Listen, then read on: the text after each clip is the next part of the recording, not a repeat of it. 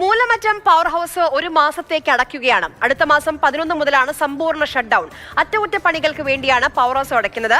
ദിവസം 600 മെഗാവാട്ട് വൈദ്യുതിയുടെ കുറവുണ്ടാകും. മഴ തുടർന്നാൽ ഇടുക്കി ഡാമിലെ ജലനിരപ്പ് ഉയരാനും സാധ്യതയുണ്ട്. ജെയിൻ എസ് രാജു വിവരങ്ങളുമായി നമുക്കൊപ്പം ചേരുന്നു. ജെയിൻ, മഴ മാറിയിട്ടില്ല സംസ്ഥാനത്ത്. എങ്ങനെയായിരിക്കും ക്രമീകരണങ്ങളൊക്കെ?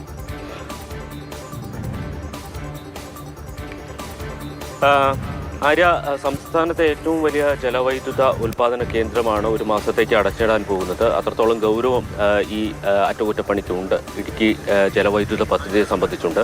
ഏതാണ്ട് 600 മെഗാവാട്ടിൻ്റെ കുറവുണ്ടാകും എന്നുള്ളതാണ് KSEB കണക്കാക്കുന്നത്. ജൂലൈയിലാണ് ഈ അറ്റകുറ്റപ്പണി തീരുമാനിച്ചിരുന്നത്. പക്ഷേ കനത്ത മഴയെ തുടർന്ന് അത് പിന്നീട് മാറ്റിവെക്കുകയായിരുന്നു. നവംബർ 11 മുതൽ ഏതാണ്ട് ഡിസംബർ 10 വരെയുള്ള ഒരു മാസക്കാലം പൂർണ്ണമായും പവർ ഹൗസ് അടച്ചിടും.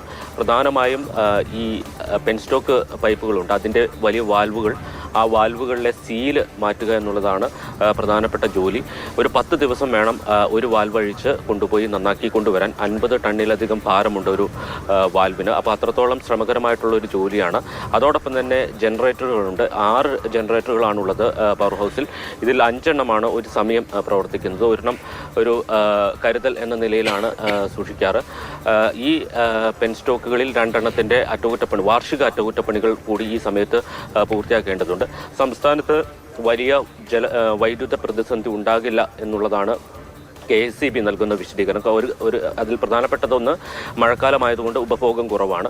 മറ്റൊന്ന്, കഴിഞ്ഞ മാസങ്ങളിൽ ഏതാണ്ട് വലിയ രീതിയിൽ ഉൽപ്പാദനം വർദ്ധിപ്പിച്ചിരുന്നു. അത് സെൻട്രൽ പൂളിലേക്ക് നൽകിയിട്ടുണ്ട്. അപ്പോൾ പ്രതിസന്ധി ഘട്ടത്തിൽ അല്ലെങ്കിൽ ഷോർട്ടേജ് ഉണ്ടാകുന്ന സമയത്ത് കേന്ദ്ര പൂളിൽ നിന്ന് കൂടുതൽ വൈദ്യുതി ലഭിക്കും എന്നുള്ളതാണ് KSEB കരുതുന്നത്. അങ്ങനെ സംസ്ഥാനത്ത് വൈദ്യുതി പ്രതിസന്ധി ഉണ്ടാകില്ല. പക്ഷേ മഴക്കാലമാണ്. ഈ നവംബർ മാസങ്ങളിലും ഇതേപോലെ ന്യൂനമർദ്ദമോ മറ്റ് അതിശക്തമായ മഴയോ തുടരുകയാണെങ്കിൽ ഇടുക്കി ഡാമിലെ ജലനിരപ്പ് ഉയരാൻ സാധ്യതയുണ്ട്. ഇപ്പോൾ 2385.74 അടിയാണ് ഇടുക്കി ഡാമിലെ ജലനിരപ്പ്. അപ്പം 2403 അടി വരെ വെള്ളമാണ് സംഭരിക്കാൻ കഴിയുന്നത്. അപ്പോൾ ഏതാണ്ട് 10-15 അടി വെള്ളം കൂടി മാത്രമാണ് ഇനി സംഭരിക്കാൻ കഴിയുന്നത്. അപ്പോൾ ഡാമിലേക്കുള്ള അല്ലെങ്കിൽ ഡാമിൽ നിന്ന് വെള്ളം പുറത്തേക്ക് ഒഴുക്കുന്ന പ്രധാനപ്പെട്ട മാർഗം എന്ന് പറയുന്നത് ഈ ജലവൈദ്യുതിയുടെ ഉൽപ്പാദനമാണ്. അതല്ലെങ്കിൽ പിന്നെ ചെറുതോണി ഡാമിന്റെ ഷട്ടറുകൾ ഉയർത്തി വെള്ളം പുറത്തേക്ക് വിവരങ്ങൾ നൽകിയത്.